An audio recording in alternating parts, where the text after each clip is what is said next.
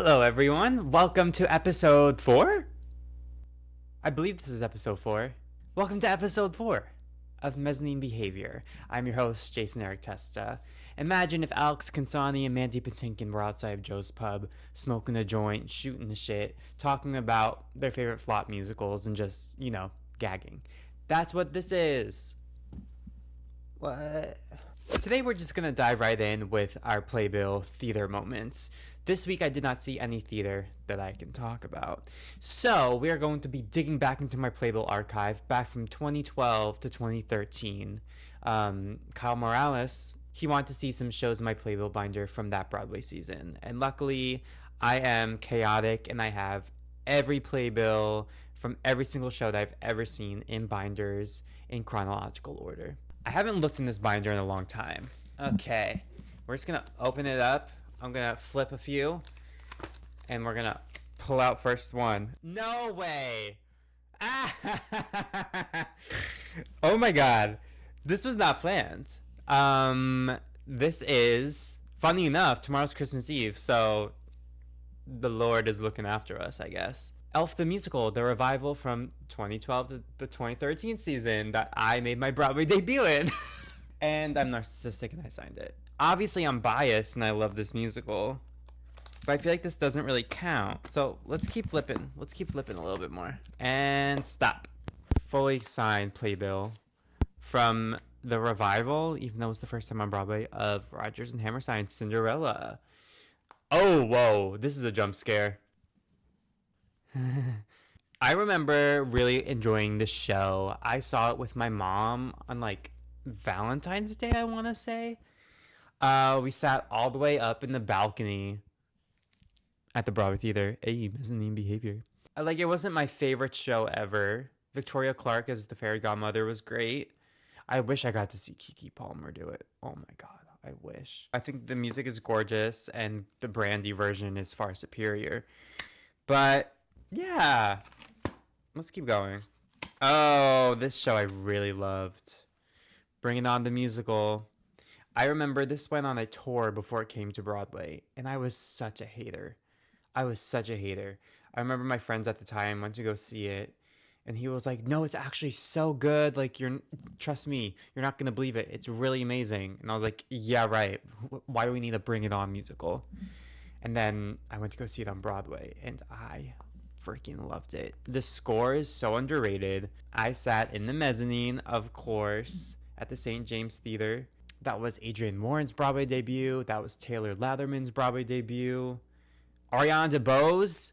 Matter of fact, I wrote Ariana DeBose a fan letter at this time, and she posted it on her Instagram years and years and years ago. It's still up there. I'll try and find it, and I'll put it right here. But yeah, this was a stacked cast for the time. Very underrated score. I love the playbill design too. Breakfast at Tiffany's at the then Court Theater. Now it's the James Earl Jones Theater. Should we be fully honest on here? Because what if I end up working with people involved with this show? I'll blame it on my mom. We left at intermission. Can't even lie. We went to the first preview. I think they started late. It was the first preview, so they're just, it was probably their first time running the whole show. And I remember it just got too late, and we were not particularly enjoying it. So we left. My mom was just so tired and so bored. She wanted to leave. I didn't want to leave. Shout out to Breakfast at Tiffany's, I guess. And I guess for the last one, we'll flip it right over. And we'll go to The Testament of Mary at the Walter Kerr Theater. This was a one-woman show starring Fiona Shaw I know her from the Harry Potter films as the evil aunt. Like, it was something biblical, like Mary, Christmas again. I remember she got completely nude at one point, and she went into a pool, and I was way too young to be seeing it. So I was like, whoa, titties. Didn't do anything for me. I remember just thinking it was super impressive that a person could do a one-person show. I think if I saw it now as an adult, I would have a deeper appreciation for it. But shout out to titties, because titties particularly don't do anything for me, but they're like a great source of life. They feed They, I'm assuming they're heavy. They must be heavy. Women, shout out to you guys. Anyway, that's not what that show is about. I don't mean to dwindle down that whole show experience to boobs, but I was young and that's all I remember. I also remember thinking it was cool they had like a pool on the stage. And she like dove in it. That shit must have went deep. She was like, we'll do another segment of this next week. If you guys have a particular season or year you want to see from, let me know down below. This week's song that would scare a theater kid is none other than Dick at Night by Victoria Monet from the deluxe of her album Jaguar 2. So would it make it Jaguar 3? I guess not. But I'm going to read you some of these lyrics and I want you to sob. I was trying to be celibate, but that's irrelevant. I can't be out here getting wet just for the hell of it. Come on. I read that in the Bible one time. Much like last week's song that would scare a theater kid, which was the musical by Ash Nico, this is a very tongue-in-cheek, zinger, knee slapper type of song. It's inspired by Nick at Night. It's very late night variety show Broadway, and it's about needing some dick at night, which I think we all can relate to. If you want to sing this song at an audition, I think it could be funny for if you're auditioning for Veronica and Heathers, because the whole dead girl walking scene, it kind of goes into that. You can show off your range with it, raise the key a little bit. The lyrics are funny, but also you could play it so earnest and so grounded and so desperate and motivated, you know? Shout out to Victoria Monet. Love her. Welcome back to former child star support group. This story isn't from when I was a child. I mean, technically, yes, but not when I was super, super little. I was probably 16 or 17. I had just moved to LA, and my agent sent me an audition for an American Idol promo commercial.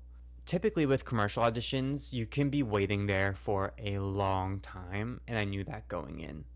However, the place that this audition was held at was not accommodating for the amount of people that they were planning to see. So everyone was jam-packed like sardines in this waiting room of this casting office. I think my appointment was at like 1 p.m. I didn't get out of there till 3:30. Eventually, they started bringing everyone into groups just to get through people quicker. I guess the whole point of this promo commercial was that they wanted to see a fake reaction to if you got the golden ticket and you were going to Hollywood, like on American Idol, right? And so in order to do that, they wanted all of us to stand in a line, one by one, tell a traumatic story to get us to cry. So I'm in the room with adults, people in their 40s, people younger than me, truly the whole spectrum. We're all just standing there in a line. Hi, my name is Jason Testa, and this is the time that my dog got run over by a car. Like, the most depressing stories, and of course we're actors, so we're all trying to cry, like they told us to. And it's just the most uncomfortable, weirdest audition of my life. And I remember just biting my cheeks, trying not to laugh, because this was so absurd. I didn't end up crying during my story because I think I was like, I don't want to share my trauma with these people just for a tear for an American Idol promo commercial. Commercial auditions have you do the wildest stuff sometimes.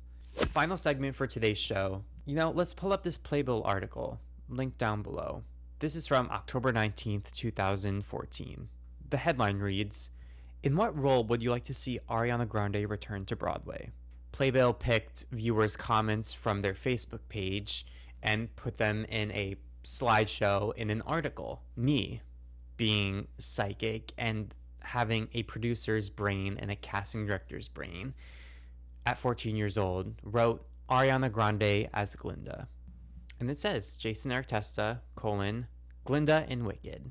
I just wanted to put this in here because maybe some people are skeptical of my casting predictions on here, and this is just another example of proof that I have my touch on culture and I have a good eye for talent. And funny enough, the day before they made the movie announcement that Cynthia and Ariana were going to be in the film, I distinctly remember having a conversation with my friend Veronica, saying Ariana should be Glinda, Ariana should be Glinda. And she's like, no, but she'd be better suited for Elphaba. And we were having this debate. And then the next day, it was officially announced that she was Glinda. I love when moments like that happen. It's very reassuring and makes me even more excited to dive into the world of theater and really get my hands on producing, directing, obviously acting more. Just, making theater, making cool stuff. This was kind of a short episode this year, but it is Christmas Eve, and I would like to go wrap some presents. So thank you so much for watching this episode. If you liked it, then you did. I don't know, subscribe, follow me on social media, give me suggestions or any questions you have for next week's episode, and I will see you soon. Happy holidays.